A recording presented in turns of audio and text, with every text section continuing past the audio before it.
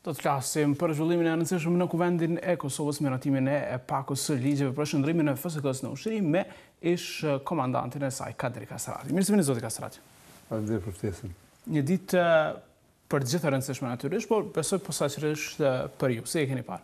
Absolutisht për mua është një ditë jashtëzakonisht e rëndësishme për arsye që karriera ime ushtarake është shumë e gjatë dhe unë dhe gjithë pjesëtarët e UÇK-s, TMK-s, FSK-s, gjithë populli i Kosovës ka punuar për këtë ditë që ne sot edhe zyrtarisht nisë procedura e transferimit të Forcës së Sigurisë Kosovës në ushtritë të Kosovës.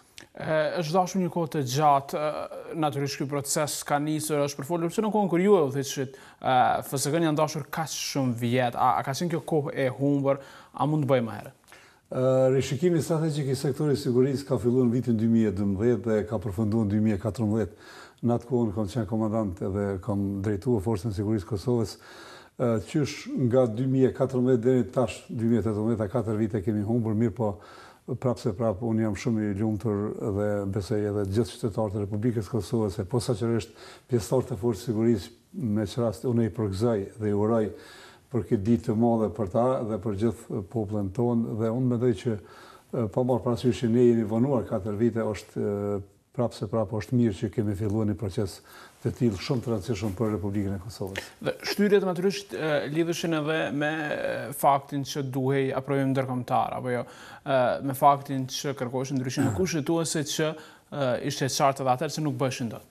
Unë them drejtën, para 2 viteve kam publikisht edhe kam kam rekomandu që dhe kam këshillu institucionet e Republikës Kosovës që të fillojnë të bisedojnë me partnerët tonë strategjik, posaçërisht me Shtetet e Bashkuara të Amerikës dhe me vendet e NATO-s, për arsye që qysh atëherë edhe në mënyrë të vazhdueshme është parë që lista serbe nuk është e gatshme që të votoj jo vetëm për ushtri ndryshimet kushtetuese, por asnjë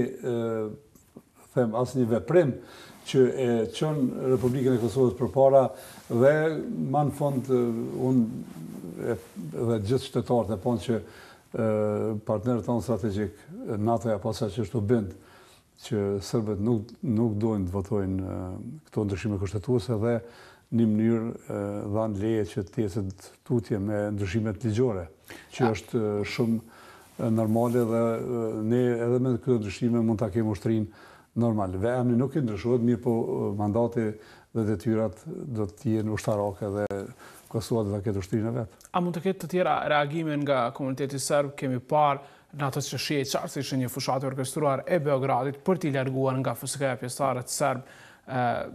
Është ndalur pak kjo, por a mund të ketë reagime të tjera, largime të tjera nga FSK-ja të pjesëtarëve serb? Unë me keqardhje kom përcjell largimin e disa pjesëtarëve të komunitetit serb dhe unë them lirisht që përfaqësuesit e tyre nuk janë duke punuar për bashkëkombëtarët e tyre, për arsye që ata janë thirrën që të punojnë, që t'ia lehtësojnë një ambient shumë më të mirë bashkëkombëtarëve të tyre, komunitetit serb këtu në Kosovë, për arsye që ata dojnë punë, ata dojnë zhvillim të karrierës vet, ata dojnë që të kenë një mirëqenie më të mirë se që e kanë për momentin, dhe për atë arsye ata kanë zgjedhur që të jenë pjesë e Forcës së Sigurisë, që aty të zhvillojnë vetveten, të zhvillojnë karrierën dhe të kenë një të ardhme më ndritur. Mirë po shife shumë qartë që përfaqësuesit e tyre po mendojnë krejt ndryshe për interesat e veta personale, po i ndëgjojnë këshillat e Beogradit, që Beogradi kur s'ka qenë për atë që Kosova ta ketë shtetësinë dhe ta ketë ushtrinë e vetë dhe të gjitha elementet tjera të shtetit, dhe unë nuk habitem që edhe këto ditëve, edhe sot ka pas reagime të ashpra, mirë po kjo është ajo politika e tyre që ata nuk mund dalin prej asaj strategjisë që ka qenë edhe më herët vitet e 90-ta kur kanë zhvilluar lufta në Jugosllavi, dhe unë me keqardhje them që kjo strategji e tyre, kjo duhet ndryshoj për arsye që kjo do të ishte për të mirën e qytetarëve të Republikës Kosovës apo të mirën e bashkëvendasëve, bashkëkombëtarëve të tyre. Natyrisht gjithë këta pjesëtarë janë bashkuar FSK-s me vullnet të tyre. A keni nder që kanë pasur presion në kohën, sa kohën e kënë edhe që rëfësëkën, pra që kanë pasur presion nga familja, nga rrethi për faktin që janë serbë që e veshin uniformën në FSK-s? Jo, nuk kanë pas ata presion nga familja, nuk kanë pas presion nga rrethi, por kanë pas presion nga politika e Beogradit, kanë pas presion nga përfaqësues politik të tyre, të cilët janë shumë të ndëgjueshëm nga Beogradi dhe ne jemi dëshmitar që dy bomba janë gjujt në oborret e sërbe, pjesëtarët FSK-s në verit në Tërvicës, janë arrestuar shumë herë, kur kanë udhëtuar në Serbi, janë maltretuar, janë marrë në informata prej shërbimeve tyre sekrete dhe janë kërcënuar me shumë vite borg, janë kërcënuar me shumë çka, po edhe me vrasje, dhe një numër i tyre nuk ka mujtë të rezistoj këtyre presione dhe normal është larguar. Mirë po, ata janë hyrë vullnetarisht në FSK dhe uniforma është vullnetare, FSK-ja është organizat që shërbimi është vullnetar dhe janë dalë ata sipas rregullorëve nuk mund të kthehen në FSK. Mirë, flasim për atë çfarë pritet të ndodhë. Sot është shkruar për shtypja që Kosova është bërë sot me ushtri. Natyrisht, në fakt është vetëm leximi i parë, do të ketë një lexim të dytë të ligjeve. S'ka asnjë dyshim që ato do të miratohen sërish, por si do të funksionojë? Është përmendur një 10 vjeçar, por si duhen 10 vjet për të bërë ushtri. Kur është bërë rishikimi strategjik i sektorit sigurie në veçanti për forcat armatosura dhe Ministrinë e Mbrojtjes, është paraqë një plan se si do të zhvillohet kjo forcë dhe kjo ministri, dhe në atë kohë janë bërë të gjitha studimet në bashkëpunim me partnerin strategjik tonë në Shtetet Bashkuara të Amerikës, me ekspert nga Betangori që kanë ardhur dhe kanë ndihmuar ekipeve vendore. Dhe atëherë është paraqë që ky plan i veprimit dhe i zhvillimit të kësaj force të zgjatë dikon 10 vite. Mirë po, unë mendoj që pasi që ne jemi vonuar dhe pasi që unë mendoj që forca e sigurisë ka kapacitete infrastrukturore, njerëzore, kapacitete Kosova ka buxhetore, unë mendoj dhe kisha rekomanduar që ky zhvillim apo ngritje këtyre kapaciteteve operacionale mos të zgjatë më shumë se 7 vite, për arsye që kemi humbur një kohë dhe unë mendoj që ne mund të zhvillojmë këto kapacitete për një kohë më të shkurtër se që ka qenë. Pra, ushtria tamam mund të jetë e gatshme në vitin 2025. Absolutisht unë mendoj që ushtria mund të jetë e gatshme në 2025 me të gjitha kapacitetet operacionale për ta përmbushur misionin. Misioni i kësaj force me ligjin e ri i cili sot ka kaluar në Kuvendin e Republikës së Kosovës do të jetë që kjo forcë do të jetë e gatshme që të mbrojë sovranitetin dhe integritetin territorial të Republikës së Kosovës, mbështetja autoriteteve civile, qendrore dhe lokale, që do të thotë mbrojtja e jetave dhe pronave të qytetarëve të Republikës së Kosovës, dhe pjesëmarrje në operacione paqëruese, luftarake, humanitare dhe operacione tjera të udhëhequra nga NATO, Bashkimi Evropian apo Kombët e Bashkuara. Nuk do t'i ndrohet emri? Emri nuk e bën ushtri. NATO-ja nuk pranon asnjë organizatë ushtarake me emër. Ne kemi raste shumë në botë që quhen forca mbrojtëse, Izraeli për shembull e quhen forcat armatosura, e quhen disa, e quhen ushtri, po edhe ne do ta quajmë forca e sigurisë deri në momentin kur krijohet kushtet që të ndrojmë edhe emrin me kushtetutë, për arsye që për të ndruar emrin forcës së sigurisë nevojitet ndryshimet kushtetuese siç e dinë të gjithë. Mirë po, nëse ne kësaj force, veç që kemi dhënë sot deputetëve e Republikës së Kosovës i kanë dhënë ja kanë hapur rrugën që ta ndronë mandatin dhe nga ky mandat apo mision dalin detyrat, absolutisht kjo është drejtim duhur për të ngritur kapacitetet ushtarake që i nevojitet Kosovës. Por do të ndrojë emri i Ministrisë së FSK-s dhe kjo mund të bëhet menjëherë. Menjëherë pas leximit të dytë dhe pas nënshkrimit të presidentit si komandanti suprem edhe i cili nënshkruan ligjet, si president. Absolutisht Ministria e FSK-s menjëherë do të shndrohet në Ministri të Mbrojtjes. Dhe pastaj fillon ajo faza e parë riorganizimit të strukturës brenda kësaj ministrie. Ndërkohë, si do të shkojnë këto vite në FSK, pra do të ristrukturojmë apo jo edhe këtu, çfarë do të ndodhë praktikisht? Fillimisht është paraqo që viti i parë është paraqo ngritja apo draftimi dhe kompletimi i doktrinave që janë shumë të nevojshme.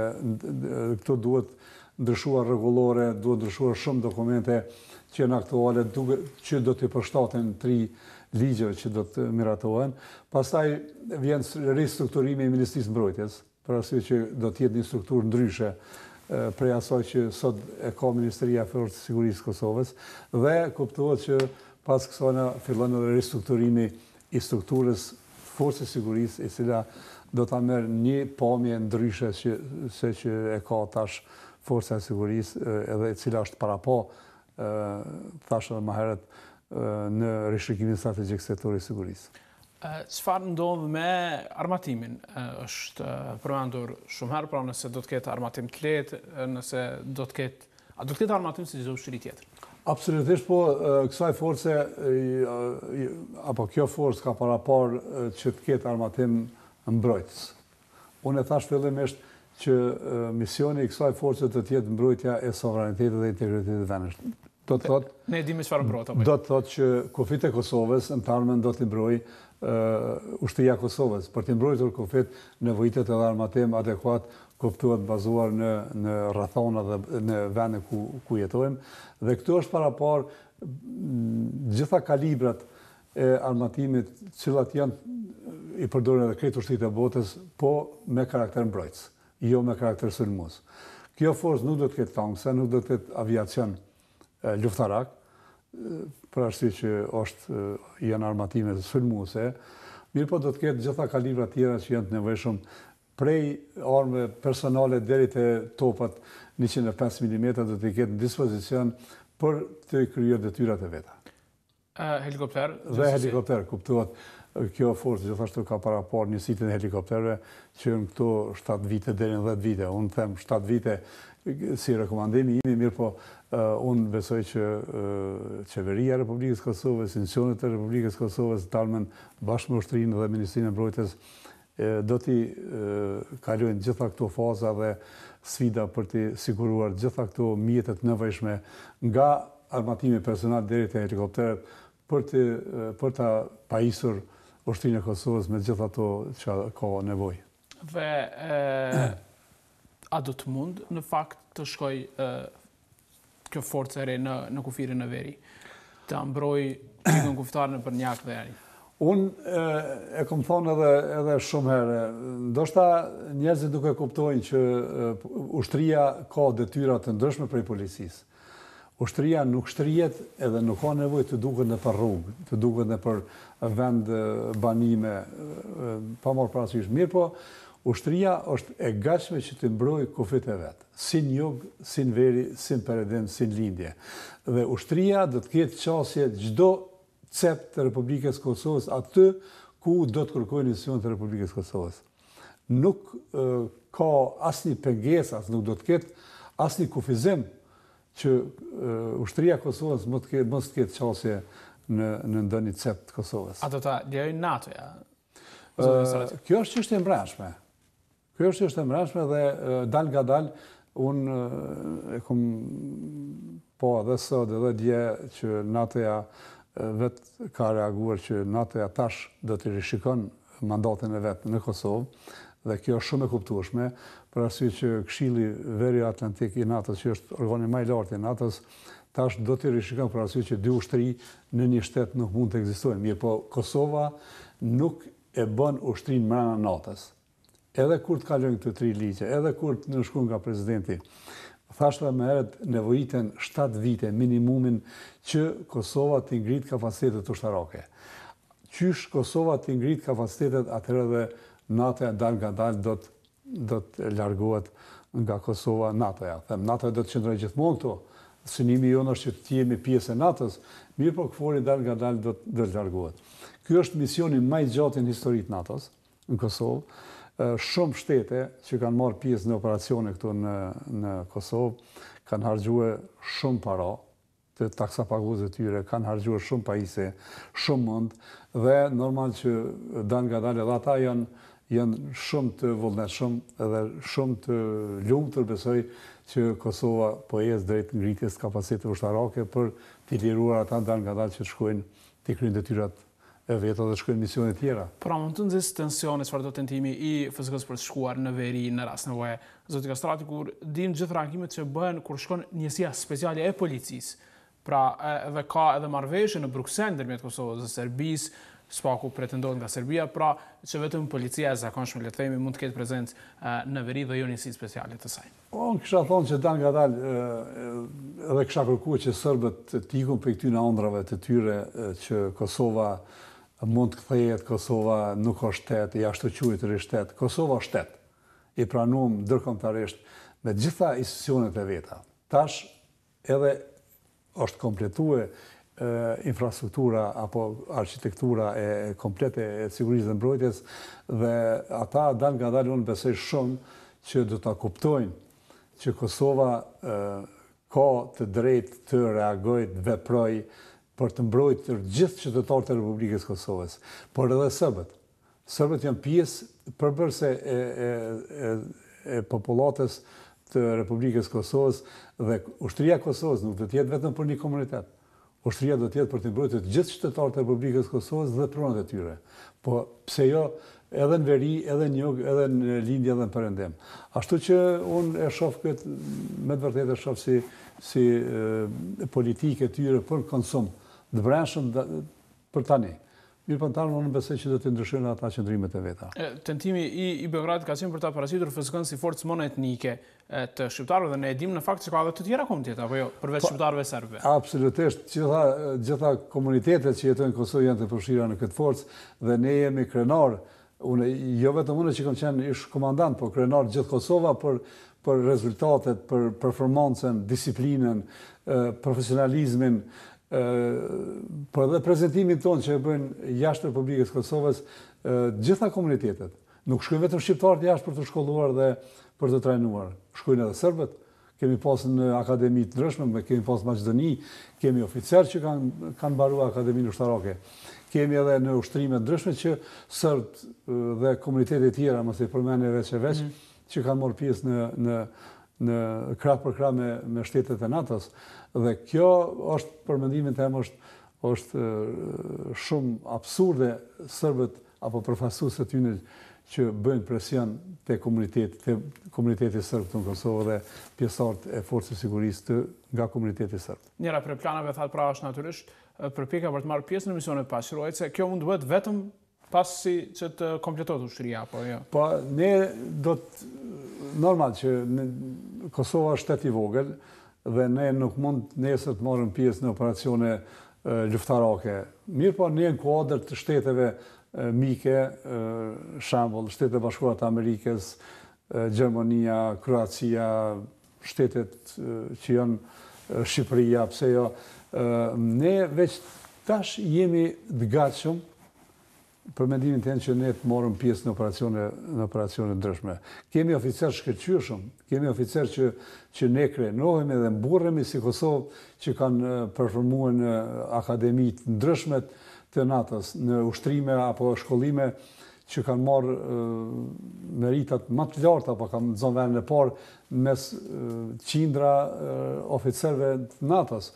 Dhe këta oficerë janë të gatshëm, dhe në oficerë gjithashtu, janë të gatshëm që të nesër të marrin pjesë në kuadër të shtabeve apo kuadër të ekipeve të oficerëve që mund të marrin pjesë. Gjithashtu, Kosova ka kapacitete që janë të pranueshme ndërkombëtarisht, për shembull kërkënshpëtimi, që kemi ekipet mjekësore dhe ekipe tjera që mund shumë shpejt të jenë të dislokueshme dhe ndër të veprueshme me shtetet e NATO-s dhe shtetet tjera që mund të marrin pjesë në operacione ndryshme. Ky vendim në kuvendër dhe pa kohë pas takimit të kryeministrit Haradinaj me sekretarin amerikan të mbrojtjes, zotin Mattis, pse ka qenë sa është kruciale ndihma e SBA-s për kraja për bërjen e FSK-s ushtri?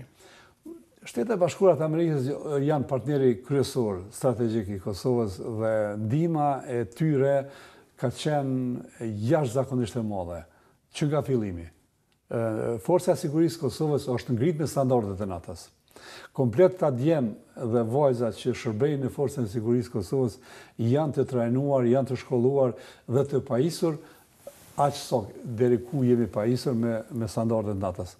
Dhe ne kemi edhe ajova si partner kryesor të cilët na kanë përkrahur dhe na përkrahen në mënyrë të vazhdueshme në gjitha fushat, edhe në trajnim, edhe në shkollim, edhe në ushtrime të ndryshme, e bartin përvojën e tyre në Kosovë. Ne kemi dërguar nën oficer dhe ushtarë atje për të marrë pjesë në ushtrime të ndryshme që ata kanë pasur në shtetin e tyre dhe kjo unë besoj që do të vazhdojnë edhe ma fuqishëm në tarmen kur ne kemi hapë rrugë edhe vetes, po i kemi hapë rrugë edhe partnerëve tonë strategjik që të na ndihmojnë, për arsye që tash me kalimin e këtyre ligjeve ne edhe zyrtarisht e kemi ushtrinë e Kosovës, e cila do të jetë jo vetëm për dobi të Kosovës, jo vetëm për të përmbushur detyrat që dalin nga misioni, mirë po do të jetë e dobishme edhe për NATO-n,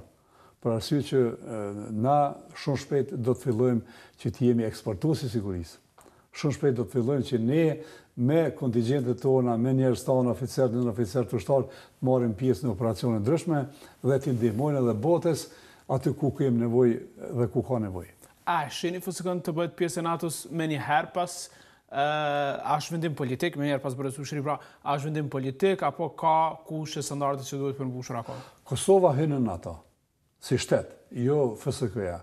Dhe Kosova i ka disa rregulla, disa procedura që duhet të kaloj, dhe unë jam shumë i bitur që për 7 vite, derisa Kosova të ngrit kapacitet ushtarake, edhe Kosova do të jetë gatshme që ne të jemi pjesë e NATO-s. Dhe përfitimet pastaj natyrisht janë të mëdha. Përfitimet janë shumë të mëdha, numër një është siguria shumë e madhe për arsye që artikulli 5 i NATO-s është shumë qartë që nëse një shtet i NATO-s sulmohet, atëherë gjitha shtetet e mbrojnë dhe ne synojmë që edhe të jemi pjesë, sikur që janë pjesë e rajonit, edhe ne shpresojmë që edhe Maqedonia shumë shpejt do të jetë pjesë e NATO-s, por unë mendoj fuqishëm që një ditë do të vije dita që edhe ne të jemi krah për krah, pse edhe me forca serbe në operacione ndryshme.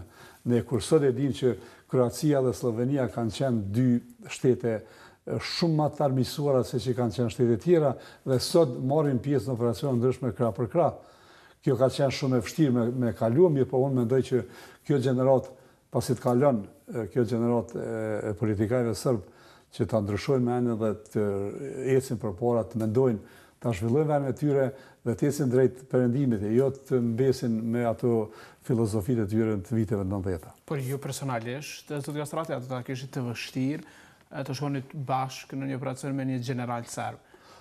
Duke ditur pra se keni luftuar. Unë kam luftuar për vendin tim dhe kam luftuar për mëshiruar vendin tim. Me këtë ushtri, pra me ushtrinë serbe? Pa pse unë kam luftuar kundër ushtrisë serbe. Jo vetëm këtu, po kam luftuar edhe 5 vite në Kroaci.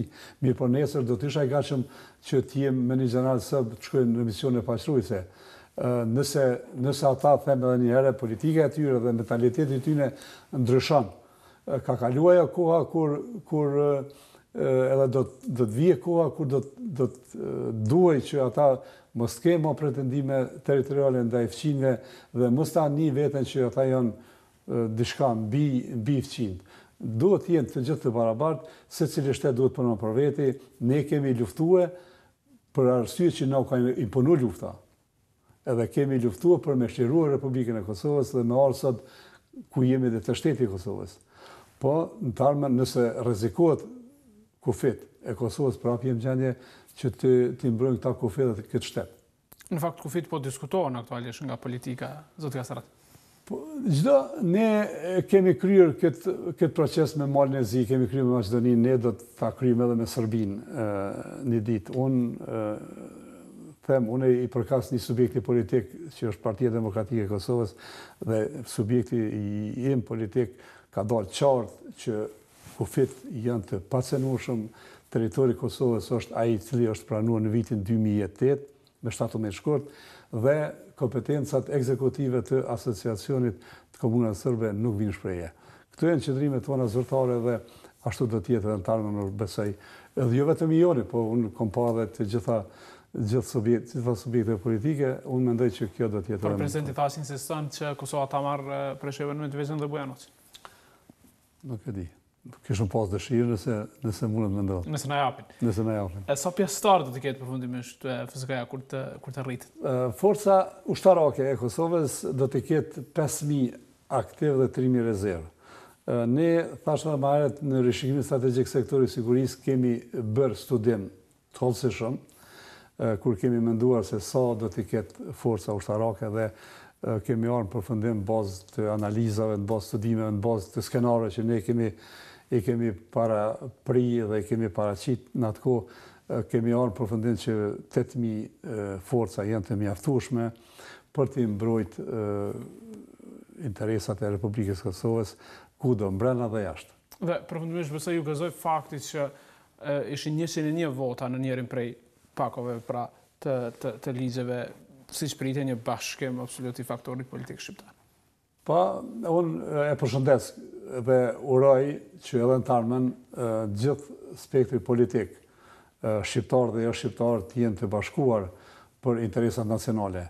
Jo vetëm për ushtri që tash unë isha shumë i lumtur që pash që ka qenë një konsensus i plot politik, mirë po edhe për çështje tjera, si është dialogu dhe çështje tjera, që të kenë një konsensus të plot politik, që interesat nacionale janë shumë më të rëndësishme se sa interesat individuale dhe partijake. Dhe unë uroj dhe kërkoj dhe kisha dërguar një mesazh të gjithë politikanët në Kosovë që të i kalojnë interesat për të interesave personale dhe atyre partijake dhe të punojmë për interesat nacionale kur janë pyetje sikur tash bisedimet me Republikën e Serbisë. Faleminderit shumë për bisedën interaktive, zoti Kastrati. Faleminderit për ftesën. Faleminderit. Do të themi pas pak me Dilaverin për të marrë vesh se cilët janë dy futbollistët e rinj që do t'i bashkohen në nëntor kombëtare së Kosovës.